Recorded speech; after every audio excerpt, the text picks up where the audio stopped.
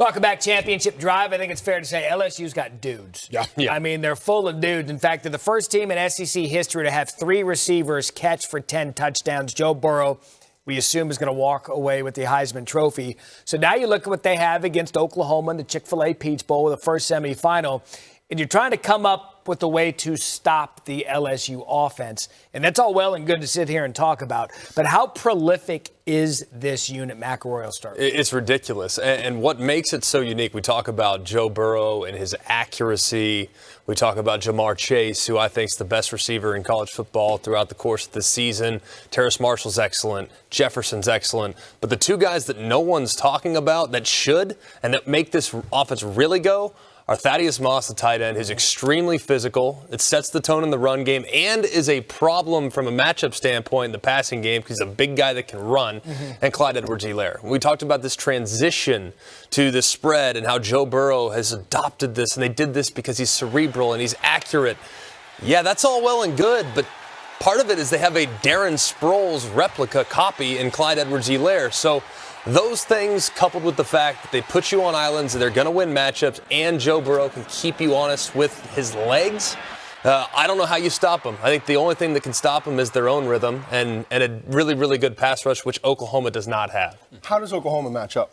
I mean, you look at the undersized corners, lack good speed, going against these 3 wide receivers that you talked about, how prolific they've been. How do they match up? That's the whole issue to me. If you try to play safeties over the top, then Edwards-Helaire is going to just shred you up front. And what he's done this year is so underrated because all we've talked about are these receivers and Joe Burrow. But Edwards-Helaire, to me, has been the best running back in the country. It's not just running the ball. It's catching the ball out of the backfield and in pass protection. I think he's special. How many NFL guys, going to your wheelhouse with the scouting department, how many NFL guys on this LSU offense legitimately first 2-3 rounds? I would say probably 3 or 4 in the first 2 rounds. Starting with Burrow. Yeah. I think Edwards-Helaire is going to wind up getting drafted higher than people think. Oh, Friday at the latest. Yeah, and then exactly. And then those receivers, and I know, they're not all eligible this year, but eventually they all will be drafted in the first couple of rounds, is my guess. You said they got dudes all over, all right? So we know that Lincoln Riley and Alex Grinch are going to have great game plans drawn up. But there's an old saying, formations are players, not formations and plays. Players win. Coaches don't. Coaches come up with great game plans, all right? They call great plays. Players win football games, those dudes. All right, so it's players. It's not the formations and plays. I know that as well as anybody sitting here. So, you brought up a great point, Thaddeus Moss. Yeah. All right, you talk about a matchup problem. So I want to try to cover your Thaddeus. I want to try to cover you with a linebacker. Good luck. You're going to out-athlete me and run me. If I want to try to cover you with a safety, you're just going to you're going to kill me. Right. Out-physical me. So, it's those unsung heroes. You talk about the running back. This guy is a great player. He's an engine. I mean, he's a spark man. Yep. So it's. You know what I love about Helaire, too, is every other year with an LSU offense would be focusing on him because it's always about the running back at LSU. Yeah. He's almost like a side piece with everything else that LSU's got going on offensively. For me, this game, they have too much weapons at receiver. I mean, Edwards-Helaire's a beast, but Oklahoma, everybody's going to knock their defense. They got a beast at linebacker in Kenneth Murray. So he, to me, counts for something. And Kenneth Murray is one of the best linebackers in the nation. I think he might be able to neutralize the running game. But when you look at the plethora of receivers LSU has, defensively, you can only do so much. Yeah. You have 2 safeties. You don't have 10 of them. So you take one safety, you say, we're going to double Marshall. You take the other safety, you say, okay, we're going to double Chase. You're out of defenders, and LSU will win the one-on-one matchup. So I think Oklahoma just doesn't have enough guys. For all the bullets that LSU has in its holster, Oklahoma's going to shoot their shots, but sooner or later they're going to run out. The one area where LSU might be just the tiniest bit vulnerable is along the offensive line. I think their right guard, Damian Lewis, is excellent, but I don't think they're super elite up front. They've kind of had a rotational shift at left tackle, Deculus at right tackle, not an elite player, but a solid player. So I think they might run into some issues, but it's not going to be against Oklahoma. It might be against Chase Young and the Buckeyes, who can really generate that pass rush without adding extra defenders. All right, let's take care of our fans from the great state of Oklahoma going that side of the ball of this matchup. The one thing they can say coming into this game, CeeDee Lamb, of course, he's got the experience being in the playoff, but a guy like Jalen Hurts, has been in this moment while at Alabama. How much can the Jalen factor, having transferred over from Alabama and now being the leader of a Lincoln Riley team who, oh, by the way, has been good in these matchups? Oh, I think he can be a factor. I think he's a factor today, and I think he's a factor leading up into the game and probably through the first start of the game. You know, I think he'll settle him down. We know that he's been there before. We know that he's a winner. We know that he's a leader. We know that he's a dynamic player. But, as I said earlier, eventually I just believe that LSU's talent is going to overcome those great attributes that Jalen Hurts brings. To me, the Jalen Hurts factor is not necessarily what occurs during the 60 minutes of play. It's what's happening from now until December 28th. Because he knows LSU. Yeah, he knows LSU, but remember early on in the season, after their second or third week, as soon as he won, he was back in the weight room with their strength coach, Benny Wiley. He was putting in the extra work then. To me, it's not so much his knowledge of LSU's defense, because defenses change from year to year and schemes change. It's the mindset. Oklahoma got rolled against Alabama last year. 2 years ago, they were in a dogfight with Georgia, but they allowed, I think, 54 points. Jalen Hurts is going to make sure everybody knows, hey, we didn't come this far to lose now. Yeah. That's not what we're here for, especially they're listening. They're going to hear all this talk. They don't have a chance. That's where the Jalen Hurts effect. Right, so do they have a chance? He's got to protect the football, though. Yeah. You answered that question. Yeah. He has to protect the football. I think that's the biggest key. Right. He gives Lincoln a numbers advantage in terms of his ability to run the football, but he's been too inconsistent in terms of protecting the football. Yeah. And in a game like this, you just can't give Burrow and that offense extra shots. And the other thing, too, if we look at the Ole Miss game in particular, I know it was a week after Bama. I know that was kind of a buzzsaw type of situation. The defense took their foot off the gas because they rolled them in the first half, and they were up like 40 in the first half. But John Rice Plumlee, the quarterback for Ole Miss, did account for over 200 yards with his legs. They ran for over 400 as a team. So if there's one thing that I think LSU really needs to shore up is stopping the quarterback run game, because you know that's going to be a big part of the plan for Lincoln Riley. And again, it's not like Oklahoma's new to the dance. Third straight year they've made it to the college football playoff. Jalen Hurts down 28-3 at one point to Baylor leads them to a season-saving win. But everybody's familiar with it by now. How Jalen got to Oklahoma. Here's Wright Thompson. Right, Thompson, thank you. Jalen Hurts, used to the big stage. Ed Orgeron, you know, is going to be used to Jalen Hurts. But, oh, by the way, with the exception of 2014, the first year of the college football playoff, no team has won the national championship in their inaugural step into the college football playoff. So history is against Ed Orgeron and LSU. Coach O caught up with Reese Davis earlier this afternoon. Pleased to be joined on the phone by the head coach of the LSU Tigers, Ed Orgeron. Ed, congratulations. First of all, how badly did you want to be the number one seed in this college football playoff? You know, it didn't matter to us. Anytime, anywhere, anybody, we're ready to play. So, you know, we're going to be playing Oklahoma, a great football team. Wherever they tell us to play, we're going to show up and we're going to be ready. Well, they're going to tell you to show up in Atlanta, and you'll get to go back there. Now that you have this 3-week break, how much planning have you done in terms of how you'll handle the time leading up and trying to get your team to peak at the right moment in the playoff game?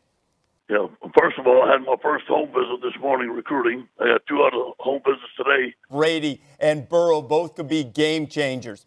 At what point have you at least even taken a second to step back and appreciate the transformation, the change, and the accomplishment thus far for your program? You know, obviously, the season just ended. Our goal was to go to the SEC championship and win it. That was one of our goals. We're going to be on the road recruiting. I'm sure I'm going to think about it this week, but we're not done yet. That wasn't our final destination. I'm very proud of our offense. I'm very proud of our defense and all our coaches, but we still have some work to do. Now, Lincoln Riley is a noted offensive guru himself. Your defense seems to be playing its best ball right now. What has improved about your defense over the last couple of games? You know, first of all, we're healthy. Grant Delpit's healthy. We're getting a better pass rush. Derek Stingley playing lights out. We're tackling better. Coach Aranda challenged our defense after the Ole Miss game, and our guys have responded. They play with a chip on their shoulder. We're playing LSU defense. I'm very proud of them. Hey, Coach O, it's Kirk. I just wanted to ask you one thing about Joe again. You've been around a lot of great quarterbacks. You've had them on your team. You've tried to defend them. From an intangible standpoint, what has he meant to this 2019 Tigers team? You know, his leadership, Kirk. He leads every day, man. He came in here a leader by example, very quiet. our players believe in him. The plays that he makes on his feet, the connections that he has with his receivers, our guys believe that he can score at any time.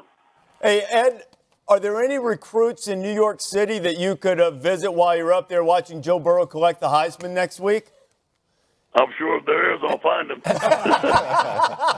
Hey, Ed, congratulations, my friend. Best of luck in the playoff, and I look forward to seeing you next week in New York City. Hey, thank y'all for everything, guys. Y'all been great all season. Go Tigers. Here's what I love about Ed Orgeron. I mean, we could sit up here all day. We talk about head coaches who love their job and love their school. But I don't think there's anybody in the country connected to their job as much as Ed Orgeron is with the LSU Tigers. Let's start with you, Coach. What does he bring to that program that's now elevated them to among the best in the country?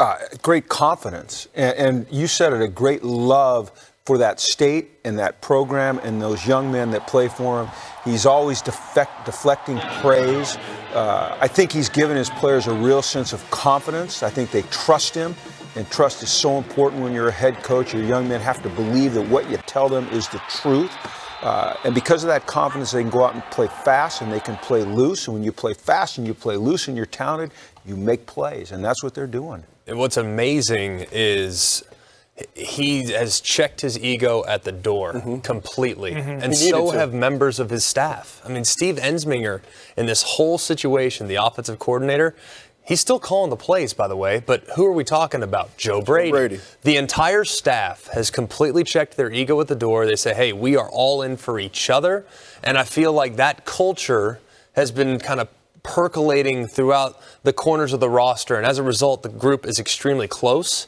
They have great relationships between players to the staff, to the administration. They're all connected. And it's really remarkable how hard they play for each other and how in the biggest moment that they always seem to have each other's back. When you say check your ego at the door, we're talking about now a complete transformation of person from what was a tire fire at Ole Miss. Yeah. And he had to go back. He was an interim at USC, didn't get that job, thinking, is it ever going to happen again? And now he's got one of the best jobs in college football, and he's done a damn good job doing it. And I think he learned from those mistakes. And he said, I've got to bring in Joe Brady. I've got to bring in Dave Aranda. I've got to have coordinators that can handle all of this because I know what my strength is. Recruiting. Yeah. That's what he does best. Recruiting and motivating. Yep. And to have coordinators that can handle all of that stuff on the offensive, defensive side. And I know he still coaches the defensive line and he's involved, but he is focusing on what he does best.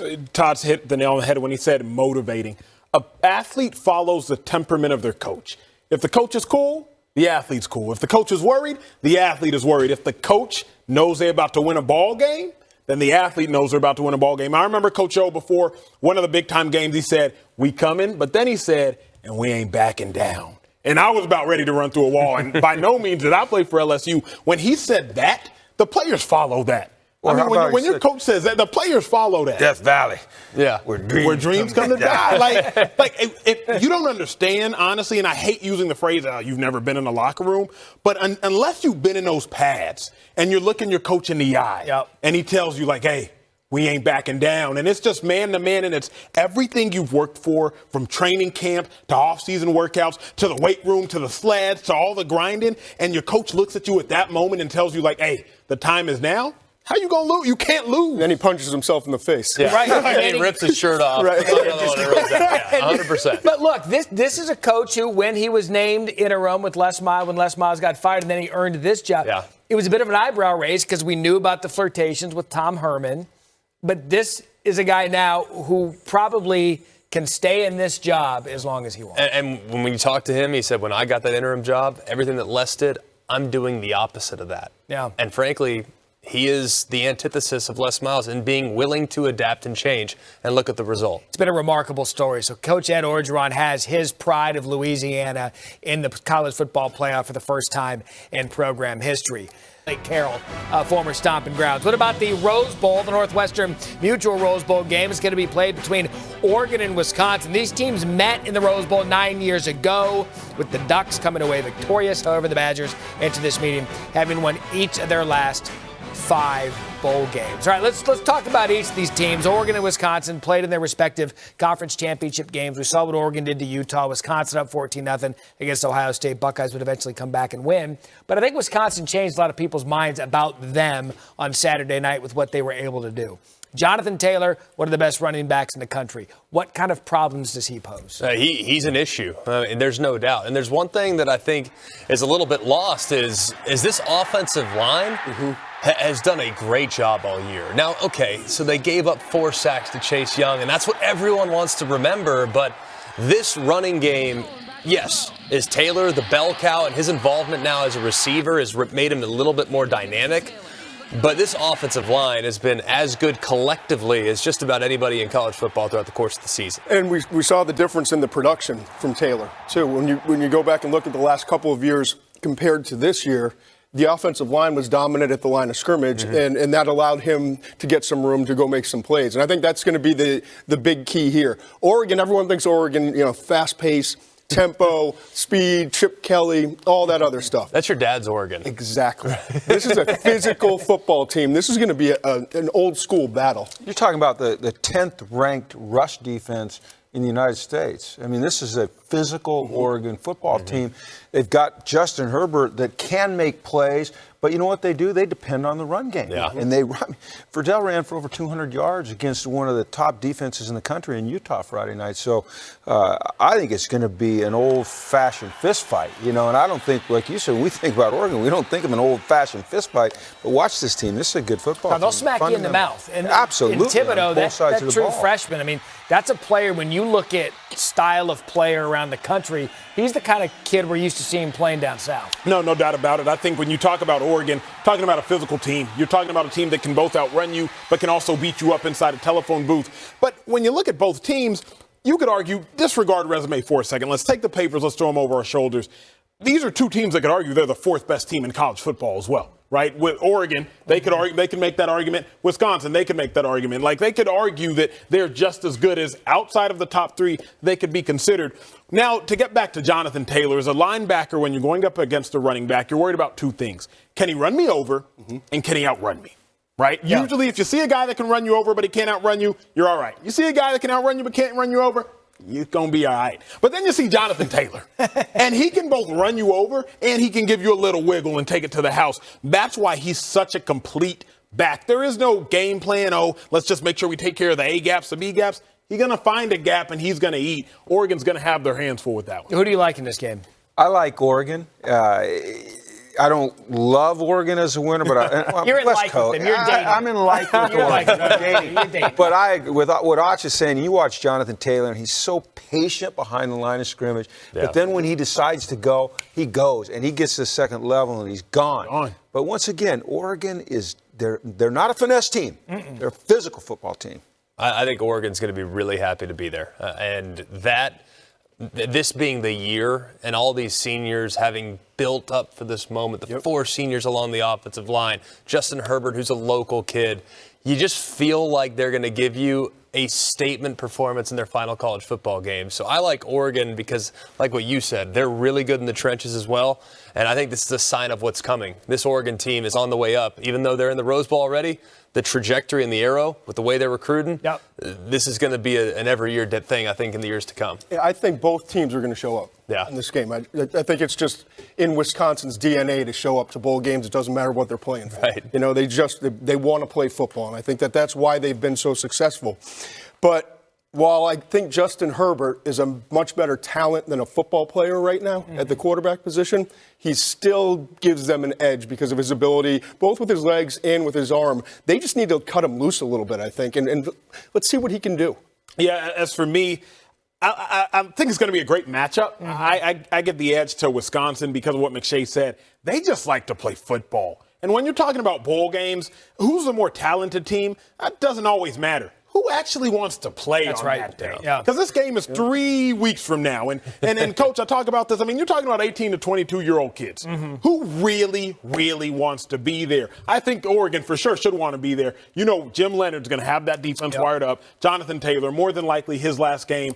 I just give the edge to Wisconsin. It's going to be a hard-fought game. I will tell you, coaches might dispute this across the country. You could argue there isn't a team that doesn't know their DNA more than the Wisconsin Badgers. Right. They are who they are, and they've been that way forever. Let's talk about the All-State Sugar Bowl. You've got Baylor and Georgia. This is a good matchup, but a couple of programs that came up short in their respective conference championship games. But I want to focus on Baylor for a minute and the job that Matt Rhule has been able to do with this program. He joins us now, calling us in here on Championship Drive. And, Coach, we appreciate your time. I know you're busy. First of all, congratulations on a remarkable season. As you woke up this morning and you had a chance to assess what you've been able to do, what's it mean to have Baylor in a New Year's Six game and the All-State Sugar Bowl? Well, I think it's so huge for our players. It's so huge for our program. We would have loved to have won the game yesterday against a great Oklahoma team and really played as well as we possibly could play in a lot of areas. Came up one play short, but I think our guys. I met with the guys this morning before I headed out on the road recruiting, and I talked about the possibility of maybe getting the Sugar Bowl, and I think our guys understand what it means to play in the Sugar Bowl, what it means to play a great opponent like Georgia. They're so excited for that opportunity, and I know Baylor's going to show up and be ready to go. Coach, we sat in your office weeks after you took the job in Waco, and I had flat out asked you why you did it. Why'd you take the job? And you had said, because I have an idea of where I think this program deserves to belong. How have you gotten it to this point so quickly? Well, I think it really just comes down to people, and I'll start with our players. Our senior class, those guys that went out there and they're going to go out there and represent us in the All-State Sugar Bowl. At one point they had lost 16 of 18 games at the end of their freshman year, at the beginning of their sophomore year, and they didn't quit. They didn't panic. They just kept working. And now there's a bunch of future pros, NFL players on that team. There's a bunch of guys who have already graduated. They're in graduate school, and they have the right to call themselves one of the top teams in the country right now. And I think it has to do with our coaches. Phil Snow, who's our defensive coordinator, who's a mentor of mine, I GA'd for way back in 2000, and he's a Broyles Award finalist. The way we played defense this year in the Big 12, I just think it's people. And you know what? It wasn't going to be easy. We knew that. I knew that when I sat there and talked to you. But the people that have come together, that have sacrificed, that believed in what we could do, I'm really proud to take them to New Orleans and hopeful that this could be the beginning of something really special here. And your two games against Oklahoma, you certainly gave it your best shot. You had the first one in Waco up 28-3 and then in the Big 12 championship yesterday. If you're kind of giving a scouting report of the Oklahoma Sooners ahead of the college football playoff, what would it be?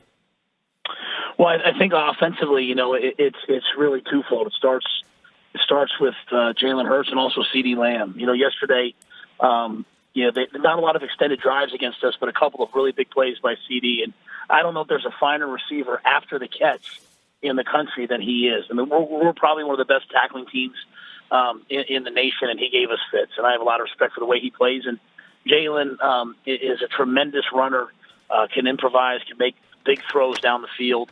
And they are a run team. They're going to try to ground and pound. And it's not the Big 12 that everyone thinks it is. I mean, they are a running team that has the ability to be explosive. And I think Alex Grinch has done an amazing job on defense. They played really, really hard. They have a great rush. Nevin Gallimore, Perkins, some really good players up front. So they're playing defense, and offensively they really complement their defense with the way they're playing. You made a comment there that struck me. It's not the Big 12 people think of. And we're sitting up here on the set thinking that the Big 12 is typically 56-51, who has the ball last wins. But since you've been in the league, what have you noticed about the style of play that has come out of that conference over the past couple of years? Yeah, when I first got in the league, I was listening to the narrative, and I expected it to be that. And I got here and I found out that to me, it's one of the most pro-style leagues there is. I mean, there's RPO game, there's run game, there's tempo occasionally, but it's a lot of checking, and there's a lot of quarterbacks getting people in the right place. And I think it's really even grown now. There's a lot of teams that believe in running the football. There's a lot of teams. Chuba Hubbard's one of the best running backs in the country at Oklahoma State. And when you think of Oklahoma State, you usually think of quarterbacks and receivers, but they're a running team. And so I think when people really dive in and look at the Big 12, it is a pro-style run-the-football league. Defense is improving at an alarming rate, a really good rate if you're in the league. And to do what Oklahoma's done, to play every team in the league every year, to play the Big 12 championship game and have to play a rematch that's really hard to do. And I really hope that they play well in their playoff game. Coach Emmanuel Acho here. First and foremost, congrats on a phenomenal season. From 1-11 2 years ago to now an 11-win season, going to the Sugar Bowl. When you look over your tenure thus far, what are you most proud of? Well, I'm proud of what our guys have done on and off the field. Last year we went to the bowl game and we were second only to Clemson in terms of college graduates. And then this year, to have 14 college graduates on the team right now, more coming here in the next couple of weeks, to have 10 guys in graduate school, there was a narrative out there which was true. I mean, not true, but we were coming on the heels of a scandal, and so there was this idea of, hey, who are the guys that are there? And you know what? We have elite kids. We have elite young men, guys that do things right in the classroom, guys that do things right in the community, and so to finally see them grow up and we're first or second in the league in every defensive category. It's not new players. It's not a bunch of transfers. It's not a bunch of new recruits. It's the same guys that were there when we were 1-11. And all they've done is grind. All they've done is work hard. We never made excuses. We just hung together. And to me, that's what football is about. In the great state of Texas, there are so many great recruits. There is such great football.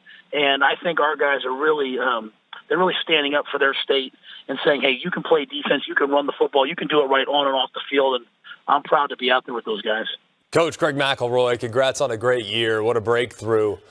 It's no secret that getting to the top of the mountain is extremely challenging, but staying at the top of the mountain is even more difficult in a lot of ways. Now that you guys have broken through and the transition is probably inevitable, you're going to shift from the hunter to the hunted in the Big 12.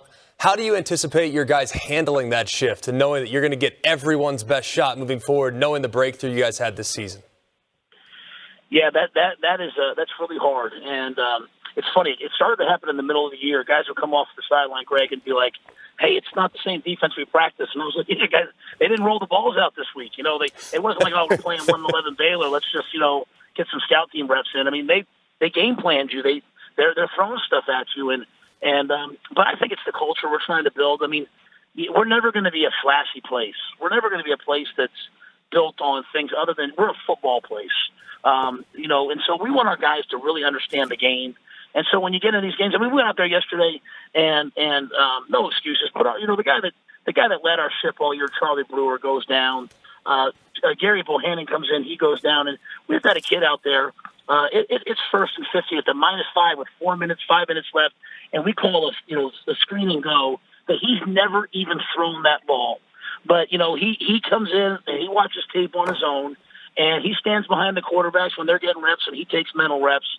He gets on the virtual reality, and he takes the reps that he doesn't get, and all of a sudden he's out there with a Big 12 championship on the line. He takes us down the field, and so that's just the culture we want to have. And I think if we have that, as people come at us, as people try to attack us, a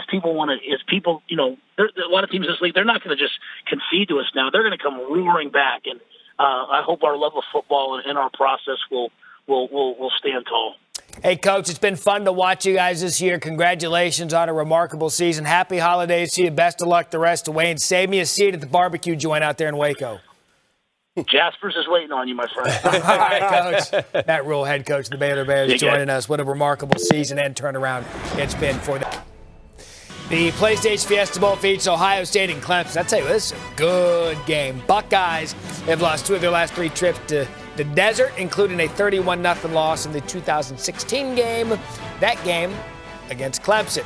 Now, over his last 6 games, we look at our PlayStation Player Impact rating. Trevor Lawrence has thrown 20 touchdowns and 0 interceptions. Lawrence's 20 TD passes are most at FBS, and his 96 total QBR also leads the country. I'd said it going to break that any other year, if this was the national championship, I would be sitting on a couch with a cooler of beer ready to watch it, excited about this game. But it's a semifinal. That's the way it worked going in with 2 versus 3. You could argue that either of these teams are the best in the country. Manny, I'm going to start with you on this one. Why is Clemson playing the card of being underlooked when they've been just blowing people out the last month and a half of the season? If we're being honest, because we haven't seen much of them on air. Right? Because everybody's like, Clemson's playing. They're going to kill whoever they're playing. Let's watch the next game. Well, the last month of the season, I said, you know what? Clemson's kind of rolling. Let me tune in. They are dominant. I mean, if you saw when the rankings came out, if you were watching closely, when Ohio State saw that they were number 2, their reservations in clapping. Did you see Ryan Day in the background? That was a great shot today. Their reservations in clapping weren't just because they didn't get the 1 seed. It was because they were thinking, we got to play Clemson. You know what I mean? Like, you're not eager about that matchup. I'll tell you that right now. Man, them Tigers, boy, there's so many weapons at receiver, both receivers at running back. The only reason they're not ranked higher is because they didn't have the opportunity to beat more highly ranked opponents. And I sat with Dabo Swinney the other Friday, it was.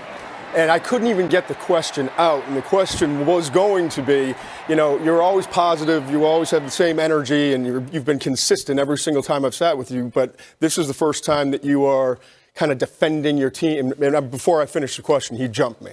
He's like, yeah, I'm defending my team. I'm the leader of this team, and no one's giving us respect. We win the national championship. All we do is keep winning, and no one wants to talk about us.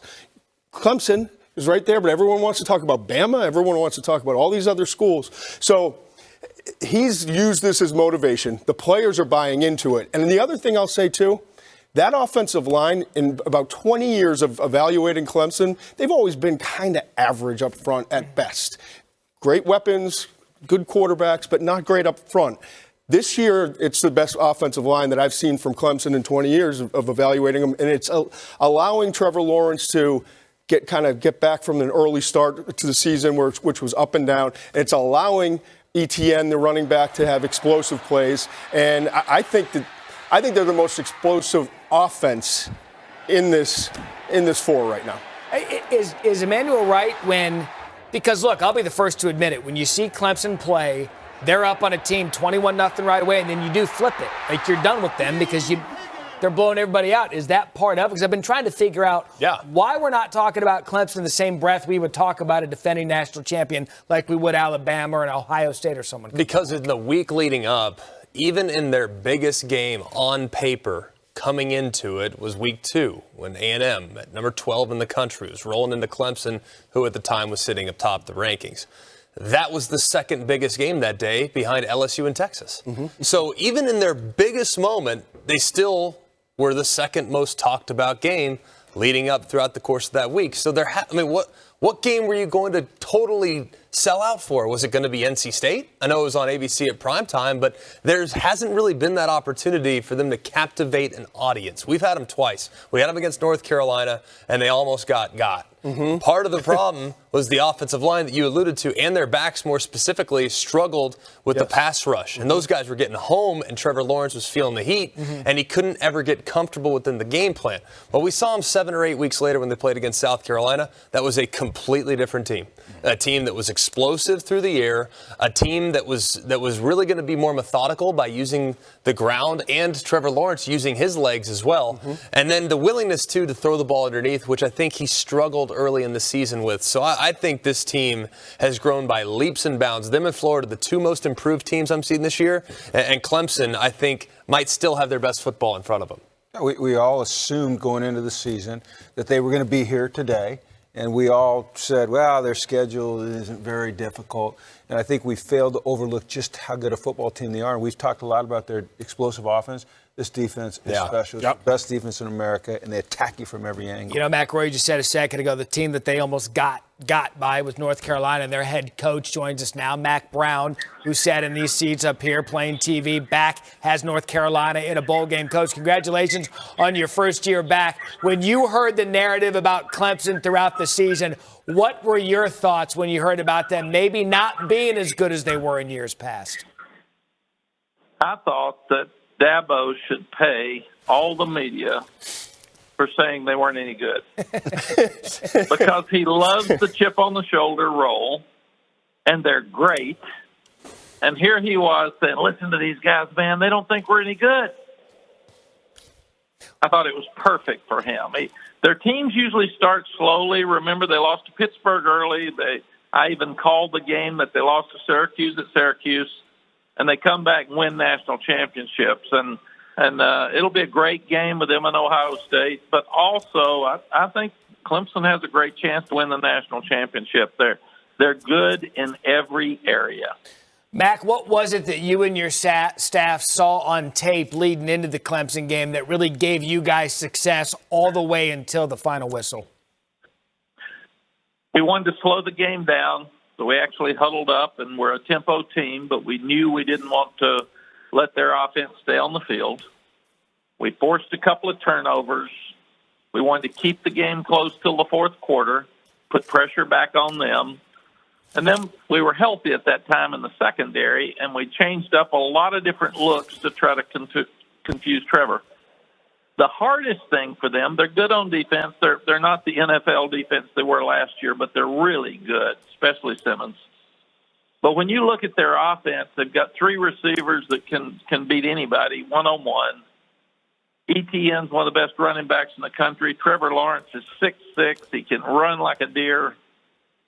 So if you try to double cover the wide receivers, they're going to run the ball on you. If you stack the box, they can beat you one-on-one outside. So they're going to outscore you unless you keep the ball away from them, because their defense is really good, their offense is better, and I think that's the thing that's hard to try to control because they're so good on offense.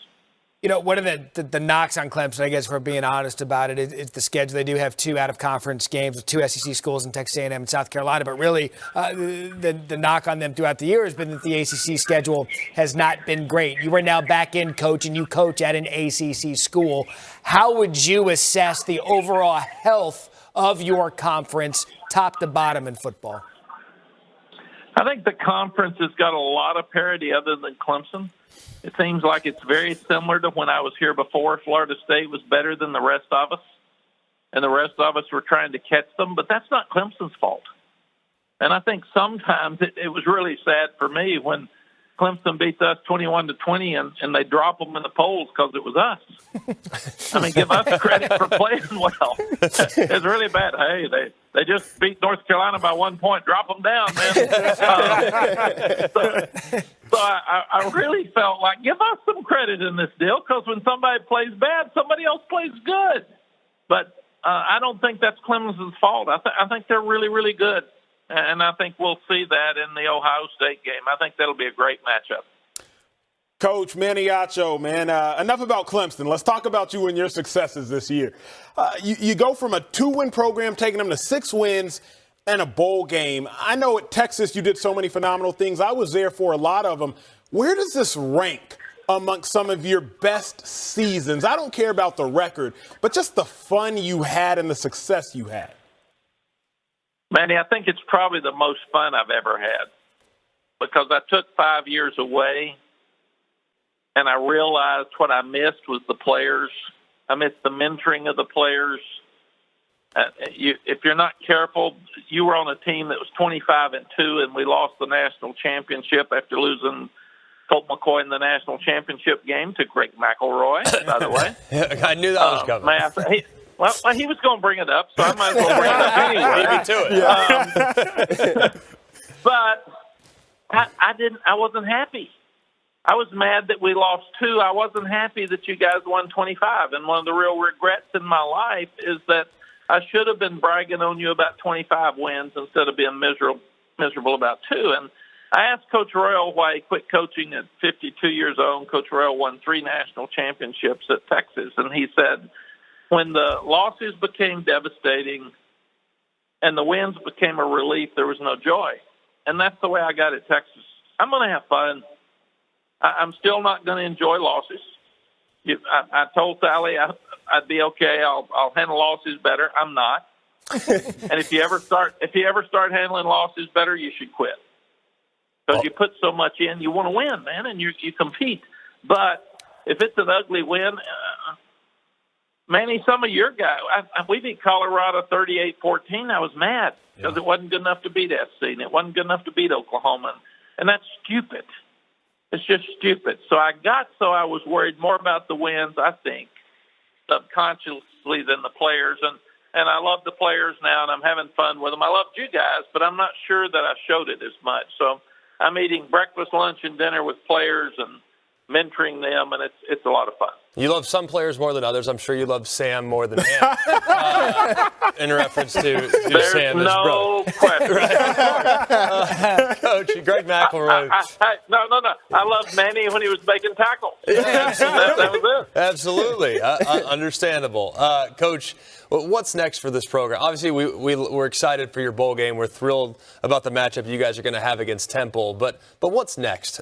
Where does North Carolina go from here? Because I think all of us are a little surprised to see that you're in the postseason first and foremost. And then we're also very excited about the direction of the program because clearly you guys are trending up. Well, you got to have a quarterback, and we've got one. He's really good. The future's very bright for him. We had to get to a bowl game, so we get another 10, 13 practices. So it's another spring practice because we got a lot of young guys that have to play next year. So we were able to do that. We need to win the bowl game and have a winning season. That's very important. But our path is very defined. Clemson's the team that you have to beat in this league to have a chance, and it wasn't that way before because we didn't have a college football playoff. So what we've got to do is win the Coastal, and that's 7 different teams have won the Coastal the last 7 different years. We've got to become the team in the Coastal that's the best team, and then we've got to chase Clemson like the rest of us, and they're winning national championships. So we have a goal that's out there for us, and it's a huge goal, and they're a great team, not a good team. But we know what we've got to do to try to win a national championship, and nothing would be more fun for me to come back to North Carolina, us win the ACC, and win a national championship, and that's our goal.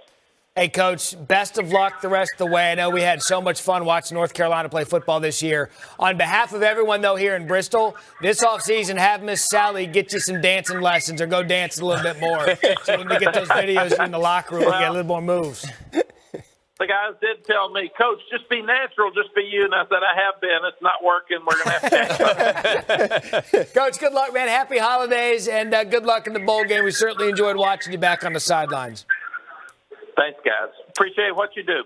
Mack Brown, head coach, North Carolina. It has been fun watching Mack get back out there. You know, because you see these guys, they come work with us, and then you go see them back in what I like to refer to as their natural habitat. Right. And Mack, I thought, said something, and Coach Moore, I want you to speak to this, because he alluded to it. He said, look, when I was at Texas, I was expected to win 11 games a year and compete for a national championship.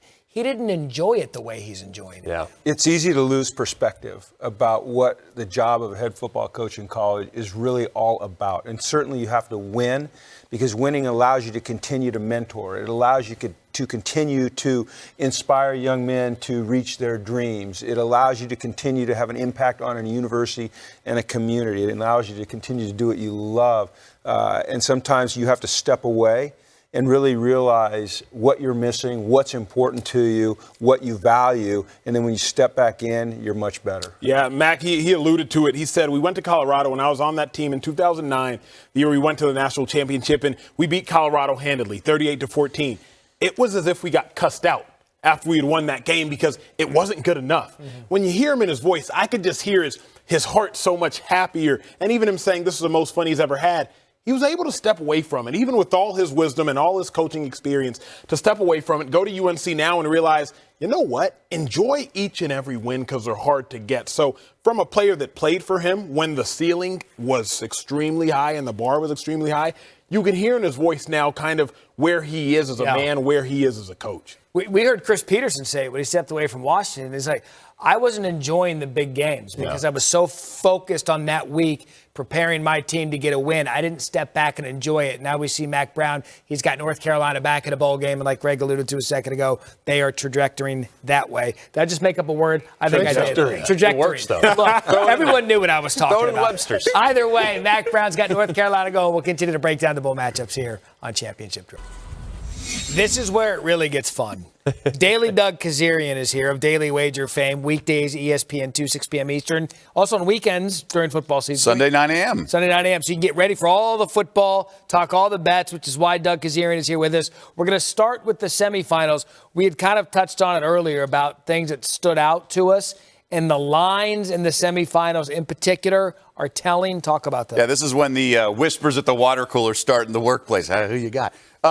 it basically comes down, this might come down to kind of what they say pros versus Joes, the professional bettors versus the average Joes, because much like we see in the Super Bowl, where the public money, the recreational bettors, that influences, and that sort of is a storyline with the national semifinals. It's not just like the MACtion on a Saturday afternoon. This is like the public money, and this line now is 13 with LSU favored, right? And it's going to be a thing where what did it open up at? 10. Okay. Very soft, very quick. It went to like high, actually 9.5 up to double digits. But it comes down to this: the public just remembers what they last saw, which is Oklahoma stumbling down the stretch here, winning these close games, and then LSU just boat racing everyone. So what's the point spread that can get two-way action? And it's now 13. But the professionals, the math model guys, think this is like a 7-8 point margin game. So they're going to be on the underdog here, whereas the public's going to be on LSU. Well, you see that number. You see 9.5, right? Like the football number's 10. And anytime it's just a little bit underneath that, that would indicate that maybe Vegas is trying to get you to think, well, 10 wins it. But actually, the other side would be the play. Is that accurate? Right. Well, it's a soft number. It comes out. I mean, obviously, you can take one respected bet or two respected bets, and then the market starts to solidify. So now it's at 13. It's not like there's been much action. It's just who has been betting it. Is that a reaction to the sharp money, though? Yes, the respected money. Fast? They just get a little nibble. The limits are lower. The limits get higher as we get closer to kickoff. Yeah. But it's very fascinating just to see, because, again, what did we see yesterday? Right? Yep. A team that was a narrow victory over Baylor, and then LSU just crushing Georgia. McElroy's just trying to figure out how he can get in before the hook comes back. Because there's going to be a hook. There's going to be a hook in this one. Go to the other side. Let's go Clemson, Ohio State. Well, just again, soft launch, if you want to call it, was Ohio State was a short favorite. Then bets came in. Clemson's about a 1.5, 2-point favorite in the market. And it makes sense, power rating-wise. It's a coin flip game. That's why we're so excited for that game. We all assume LSU is going to win comfortably, but this game is really sort of the toss-up. And it's fascinating, just from a fan's perspective, as you guys know, you got one team who's just crushing everyone in the weak competition, and the other team that has done well, crushed a lot of opponents, but also in a much more competitive conference. Talk about some of the other bowl games and why it is so challenging come bowl season to execute a bet. That's the fascinating thing to the other bowl games, the non-national semifinal games, just how nuanced point spreads and odds making is, because there's two major unknowns, right? You have motivation. You have teams that miss out, like Utah, how motivated they're going to be for the month off, wondering what could have happened. And then you also have the players, the draftees that's become more prevalent the last couple of years, sitting out. I mean, we look at some of these point spreads. Georgia laying 7.5 to Baylor. In a vacuum, if they're playing on a neutral site in the middle of the season, it'd probably be like 13. But because they expect Georgia to have a few players sit out, and then last year in the Sugar Bowl, Georgia, as a double-digit favorite, lost outright to Texas because one team wanted to be there. The other team was still thinking about the narrow loss in the SEC title game. And so you have all these situations. And odds-making, it's now become like NFL preseason, where it's a race to get information. Last year, you saw Will Grier, sort of a late news started surfacing about his missing that bowl game. Huge line move because they were relegated, I think, to a third-string quarterback. So there's just going to be a race for information, much like NFL preseason betting is. And an odds maker told me this quote. He goes, Alabama, Michigan, because they're facing off in a bowl game. Alabama, Michigan should have lower betting limits than Pitt, Eastern Michigan. And you wouldn't think that. You think the lesser names, but because you don't know who's going to play, literally who's going to play, power rating for Alabama is tough right now without Tua. They don't really know how to power rate them. And then Michigan could have some guys missing. And then the motivation factor, obviously Alabama used to playing in the college football playoffs. So that's just funny. But Pitt, Eastern Michigan are going to show up and want to play. So it's just very difficult. And you have these kind of wonky lines that are very elastic, to borrow an economics. And they're going to move. They're going to fluctuate based on all the news that's surfacing. Yeah, to me, you hit the nail on the head when you talked about motivation. Yeah. That's what's so interesting with these bowl games. When you're talking about it from a player's perspective, because I was at the Sugar Bowl last year, Georgia played Texas. Georgia didn't want to be there. No. Like, I don't care what anybody says. First off, the first-round pick, DeAndre Baker, he was like, I'm checking out. I'm going to be a first-round pick. I'm not even playing in the game. I saw the line for Georgia-Baylor. I was like, oh, I like Baylor. Because Matt Rule, who we just got off the phone with a little while ago, his players are going to for sure want to be there. Those guys won one game a few years ago. They won one game a few years ago. But think about this. If you're in Waco or a Baylor person, it's the biggest game Baylor has seen in a decade. I mean, this is huge. We did a segment last week. We talked about teams that we're going to want to bet on or fade or bet against once the bowl lineups are announced on Sunday.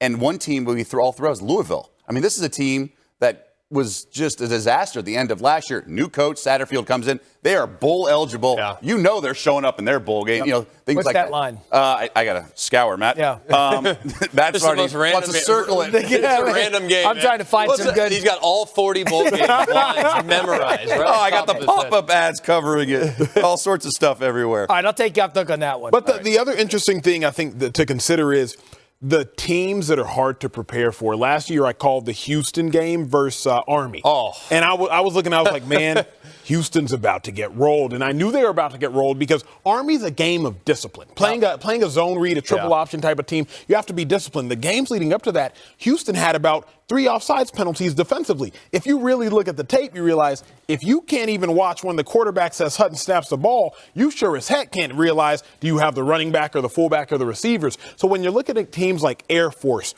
Army, any of those triple option zone read teams, man, those are the other ones that are really tricky and interesting. See, but that's the thing is last year it was so obvious, right? It was so obvious to the public. Georgia Tech and Paul Johnson's swan song. He's going to go There's out. also those stories, yes. Exactly. Yeah, the narratives They're are a gonna huge go part of out handicapping. And they're going to win. It's a triple option. There's no way anybody can stop the triple option. They're playing better down the stretch. Georgia Tech coming into that game a touchdown, maybe north of a touchdown favorite. Minnesota crushed them. Yeah. And what did Minnesota parlay that performance into? A great 2019 season. So I guess how do you evaluate those teams that are a little nuanced, Right. like an air raid versus a triple option in a bowl game? And one more, and on that with the coaching, like for instance, Memphis now going through a coaching transition to Mike Norvell, like things like that. Well, there are unknowns, right? So there is stuff that hits the news kind of wire. We talked about like a Will Greer situation last year.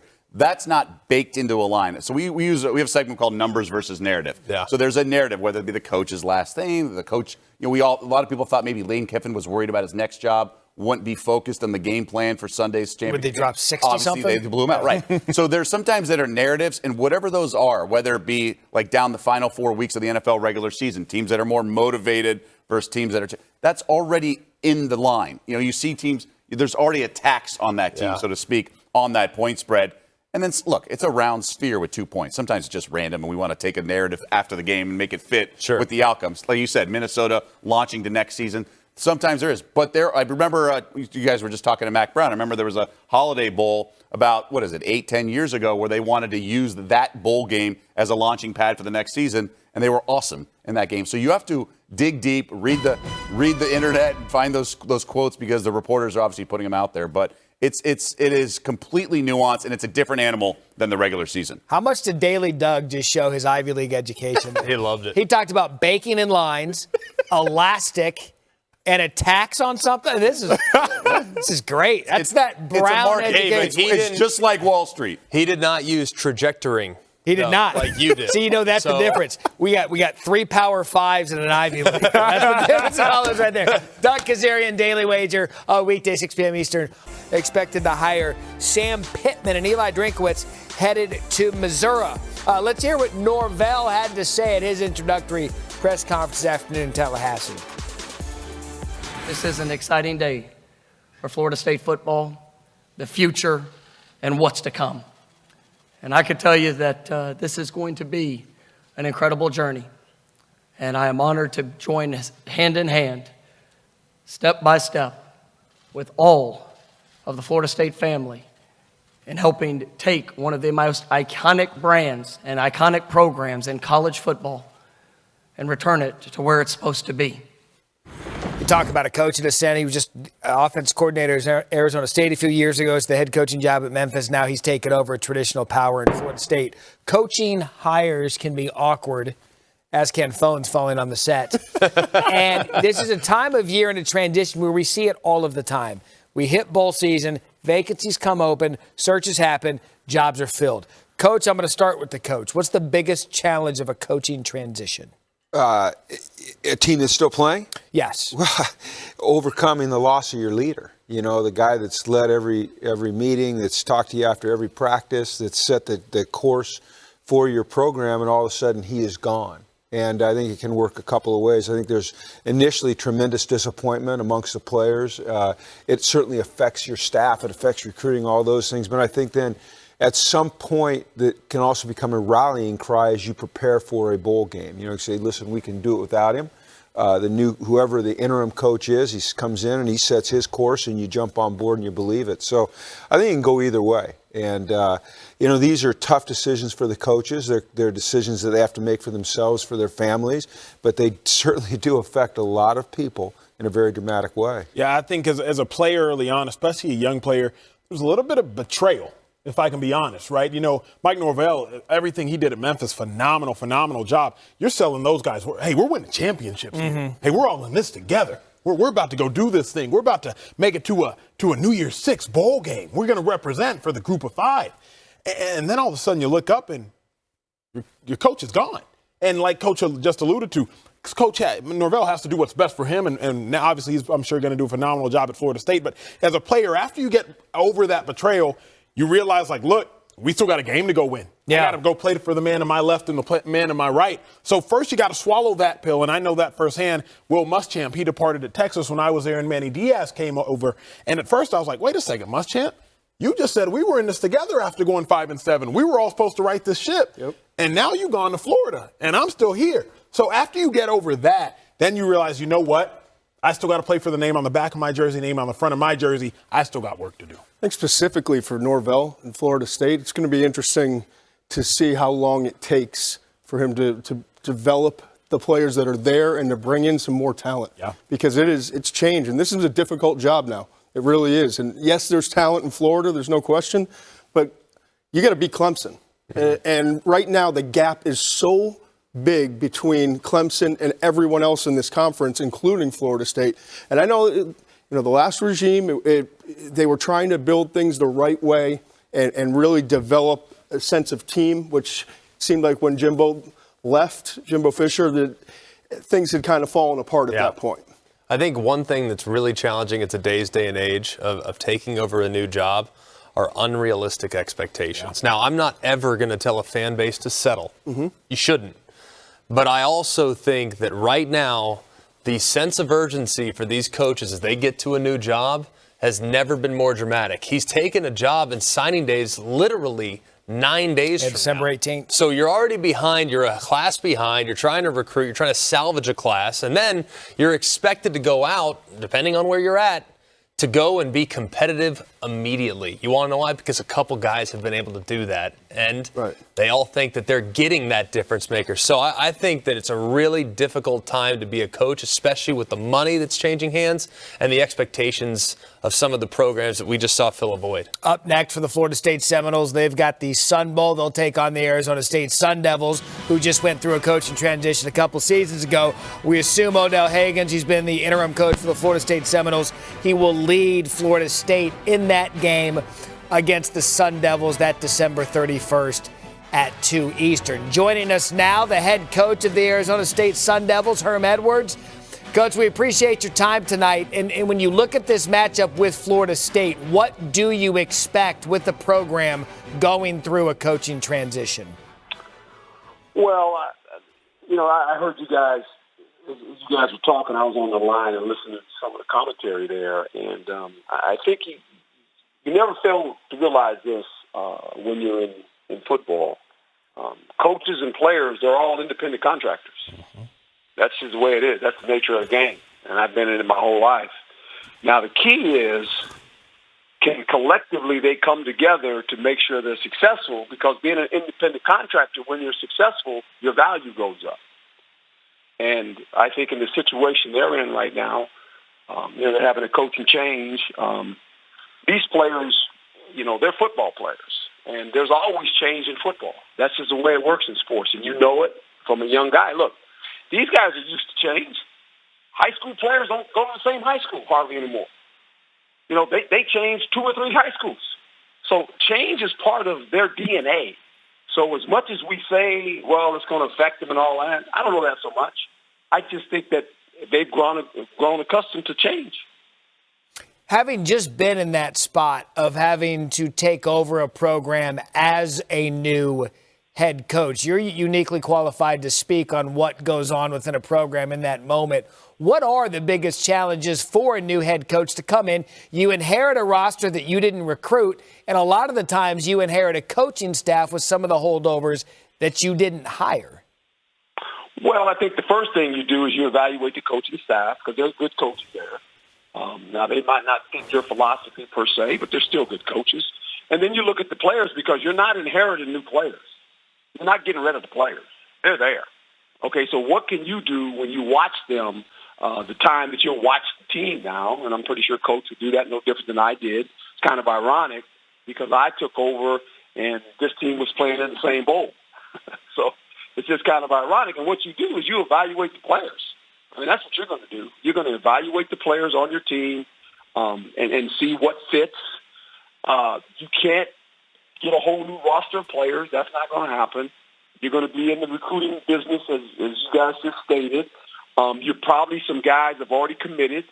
Do you want to honor their commitments, or do you want to go move on? Now, you probably got some kids that you recruited from the previous place you were at, which I did not because I was coming from television, and maybe some of those guys will travel with you. So all those things are part of the equation when you take over. For your young team, what kind of challenge does a program like Florida State present for you now that you've got the bowl game and the Sun Bowl? Well, they're athletic, and the history of that place tells you they are, and I know that through my years coaching. And, you know, a lot of the players that played for us in Tampa were from the Florida schools.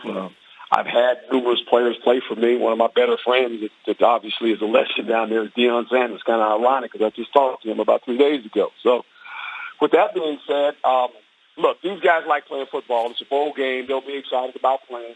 Because here again, the coach is taking over, and these players are basically, they're going to play because the next coach is coming in and evaluating.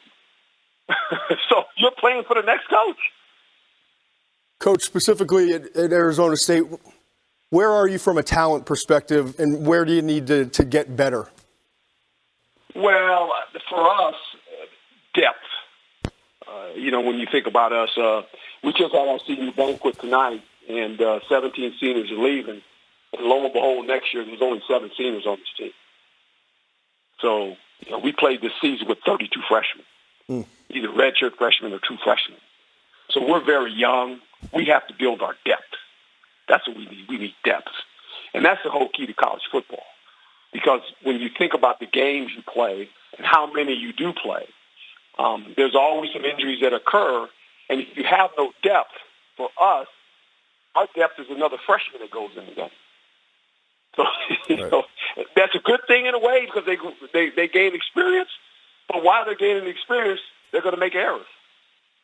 And if you watch us play, I mean, there was errors made on either side of the ball because of our youth. Now, hopefully we learn from that. We continue to grow. But it's the depth. I mean, that's in any team that makes a long run, you know, it's always about the depth. Coach Greg McElroy, man, congrats on another great year. You're a giant killer. You look at beating Michigan State last year, beating Michigan State again this year, of course, taking care of Oregon in the second to last week of the regular season. Would you say that you're ahead of schedule at this point? I know you relied, obviously, on a lot of youth, but those freshmen, at least I think they're going to become sophomores next year because it feels like you got so many of them. It's amazing what you guys have done. Do you feel right now as though you're ahead of schedule based on where you're at relative to when you took the job? Well, we're going in the right direction, that's for sure. And I think we've got another class of guys coming in.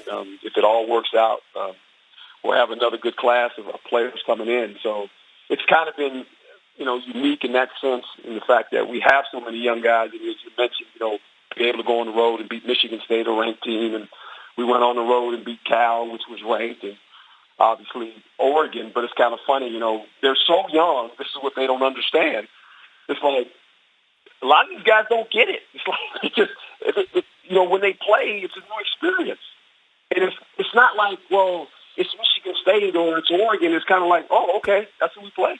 Yeah, that's who we play. You know, that's the good part. You know, now the hard part is, you know, sometimes, you know, what they've done is we haven't been consistent on how we play. When we play teams that are ranked and it seems like we might be the underdog, they play at a higher level. And I think the key is, and you guys know this, you guys have been around football, it's the standard of how you want to play, week in and week out. You don't want the opponent to set your standard.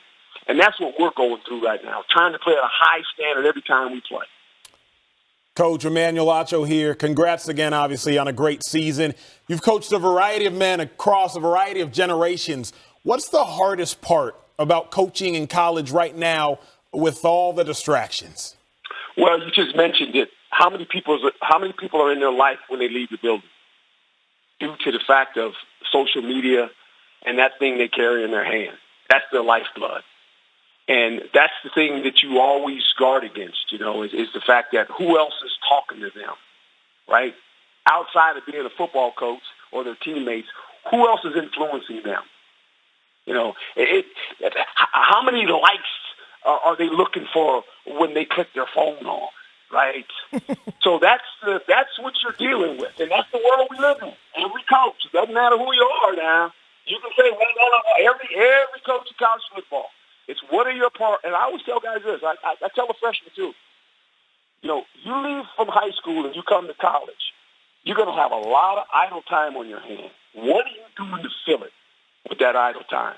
Are you working on football a little extra? You're a student. I always tell them you're a student athlete first. But what are you spending your time doing when you're not doing football? And there's a lot of time during the course of the day now. Remember, you only got them. You only get them 4 hours a day now. You don't get them 12. Get them 4. What are they doing with that other time? What are their priorities? That's what I always say. What are they? What's important to you? Coach, most important question here. Sure. How's your golf game since going back to work? You know what? Hey, partner, my golf game, I tell you what, it's out the window, man. When you have this, imagine this. Just close your eyes and listen to what I'm getting ready to tell you. When you have these many young guys, it's like herding cats. They're all over the place. You're hopefully chasing them. The most important number, perhaps, for Herm Edwards, head coach of Arizona State, is he's 2-0 against the Cats. He's beaten Arizona 2 years in a row, and he's probably the one man responsible for keeping the Pac-12 out of the playoff. So, Coach, congratulations on both. Personally responsible. I think Larry Scott's calling you now, Coach. So, congratulations on both, Coach. Best of luck in the bowl game against Florida State. Happy holidays. Look forward to talking to you soon. My pleasure, man. Appreciate you having me on. Is for the foreseeable future, and he gets a good defense in Michigan in this bowl. Yeah, depending on what happens with Tua, obviously still a decision to be made by the outstanding quarterback. But Mac Jones has played really well. I mean, if you look at his performance against Auburn, he gave him a chance. Now, he's got to eliminate that catastrophic mistake. 2 pick sixes that ultimately determined their fate. And frankly, the one that was off the back of Najee Harris's jersey, that's just flat out unlucky. But he's got to continue to stay within the offense. He's got great playmakers around him, and he's going to be going against an excellent defense that did struggle against Ohio State, but was playing really good football in the final 5 or 6 games of the year. So it should be a great challenge, an incredible matchup between two blue bloods. Don Brown's Michigan defense was playing really well, as you said. 4 games they reeled off those 4 wins, and they were giving up 11 points in those on average in those 4 games, and then 56 gets dropped on them against Ohio State. So how do they bounce back? Which team's motivated in this game, too? That's one of those we talked about with Kazarian earlier about you look at the motivation in this one. Do you have a lot of Alabama guys who are looking forward to the draft? Do they even play in this one? Same for Michigan. But at least if we're looking on paper with the 2 programs that we have now, it's a really good matchup. Yeah, when I look at, assume all things are full strength because I don't want to speculate who will or who won't play. What Michigan struggles with is speed, right? If you keep them in a telephone booth in the box, in the trenches, they're fine. It's all good. But you see, they struggle with a team like Ohio State because Ohio State has elite speed and elite athleticism. Well, I think the fastest team, specifically at the wide receiver position in the country, is Alabama. Whether Ruggs, whether Judy, whether Waddle, you name it. So that's where they struggle. Now it's just up to Mac Jones. Can he deliver and not turn the ball over? Because as a defender, I'm thinking, this dude's giving them away like Christmas gifts. So as a defender, I'm trying to get one. But if he delivers to his playmakers, I think Alabama can take it handy. And he's got playmakers. Waddle, Judy, Ruggs, Smith. I mean, they're all over the place. All he has to do is, like you said, is not make the catastrophic error. Just manage the game. I hate the term manage the game for a quarterback, but really take care of the football, make good decisions. Don't try to do too much. Protect the football. Get it to your playmakers. And I think the challenge for Michigan is like you said, is for Jim Harbaugh, getting his team back. Osh, your point about motivation, I think that great teams are filled with great players that are internally motivated. That's my idyllic vision of football. But there is a reality to it as well. But I think these two coaches are uniquely qualified to make sure their teams are pointed in the right direction, looking at the right things, focusing on the right things, and they'll be ready to play in this game. Both teams will. I think one thing, too, that Alabama and Michigan fans, look, this is Shea Patterson's last game. Yep. How is he going to finish? Yeah. And then he's kind of had an up-and-down career, but you look at the last month of the season, he was starting to ball. He was really starting to feel comfortable in this RPO-based Josh Gaddis attack. He looked like the guy we always thought he'd be. However, it didn't come to fruition in the biggest game of the year. Can he finish on a high note? And then conversely, Alabama just gave up upper 40s against Auburn. Yeah. That defense with 4 true freshmen that have started games for them, how much do they grow in the 15 practices in spring ball? And will that unit collectively look a lot better than they did at times in the regular season? Alabama, Michigan, just one of the bowl games we're looking forward to. So many slates and so many good games, including the Capital One Orange Bowl with Florida taking on Virginia. Florida 3-0 all time in the Orange Bowl. Virginia making its first New Year's 6 appearance. What about Minnesota? They're going to row the boat against Auburn in the Outback Bowl. Minnesota has won 3 straight bowl games while the Tigers are coming off a bowl win last season. The first all-time meeting between Penn State and Memphis in the Cotton Bowl. Memphis making its first Cotton Bowl appearance. Penn State is making its 4th, but its first since 1975. Much more coming on Championship Drive. The first time the Irish have matched up against a Big 12 opponent in a bowl game. That's an intriguing game right there. Here's an intriguing game, the Chris Peterson Bowl. Boise State and Washington square off in the Mitsubishi Motors Las Vegas Bowl. Chris Peterson's final game with the Huskies will be against the school that gave him his first FBS job. In our Northwestern Mutual from Plan to Play, the PlayStation Fiesta Bowl will hit Ohio State against Clemson. Ryan Day seeking to become the first head coach since Woody Hayes in the 1955 Rose Bowl to win their first bowl game as Buckeyes head coach. We quadruple checked that. It seems odd, but it's true. Maria Taylor now with the quarterback at the Clemson Tigers, Trevor Lawrence. Trevor, it was so exciting to be in the room when the matchup was officially announced. And as soon as they said Ohio State, everyone in here started roaring. What was your reaction to hearing the matchup? I mean, I think no matter who it was, we would have been excited, but just knowing that we've been to Arizona, well, not me personally, but this team has been to Arizona before and played Ohio State back in, I guess, 2016, and just kind of having that matchup again, it definitely is exciting. But honestly, no matter who it was up there, we were going to be pumped. Your coach, the first thing he said, he mentioned the history of starting number 1 and ending number 3 for the first time since 1966, almost to put a chip on that shoulder. How would you describe the reaction to hearing that little tidbit of information? Just, I mean, obviously Coach Sweeney is so good at that and giving us stuff that's true and that is happening, and just kind of looking at the season, like you said, going undefeated and still being number 3 at the end of the year. It definitely is a chip on our shoulder, and we're just excited to have the opportunity to prove ourselves. So. All right, thanks for your time, Trevor. Thank you.